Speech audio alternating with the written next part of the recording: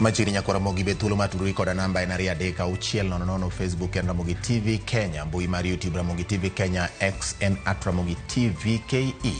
Yaloko mare iluongo ni Wilson Ochuka, nyinga en George Bati Machigni. Jang'ad bura e doho ma JKIA Irene Gishobi koro weyo thuolo achije ariyo maitudo kod nek mar mayande en jaod bura ma Kasipul Ng'ondowere. Kaka ifinya kidilero Dennis Sawe Manyasi to kod derepo Ng'ondowere Walter Wino owe thuolo toko kwayo mar apis jamin buche kendo koro gidhi bedo joneno mag piny owacho e burano.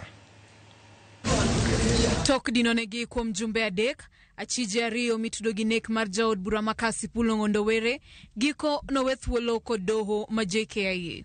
Matok apis jamin wach tieko nonro margi kendo kwayo doho mondo miyo wegi thuolo. Dennis Sawe Manyasi kaachiel kod nyawadgi Walter Awino mane en derepo Ng'ondo odiechieng' manonege owe thuolo kod jang'ad bura Irene Gishobi kendo koro gibiro bedo joneno mag piny owacho. Dennis Manyasi nomako apisas mag okwach kich e gwenge Manjiru, Kayole, boma ma Nairobi, ka Walter Awino to nomaki e chuny boma ma Nairobi tarik 7 dwe mar Abich.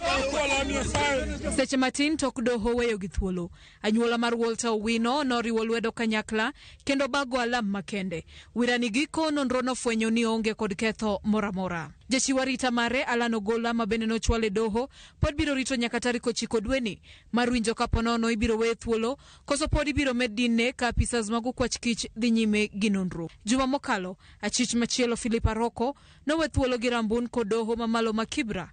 Kata kamano nitie chike ma doho noketo kaka dino ne dhi e kaunti ma Homa Bay e kind mamoko. Achije duto manomaki kitudo gi nek mar Ng'ondowere ne 12 ka koro sani ochiko kuomgi pod dinne gi e tesendo bila mopogore opogore boma ma Nairobi. Achije go pod ibiro chwale doho e kind tarik 4 kod 11 dweni.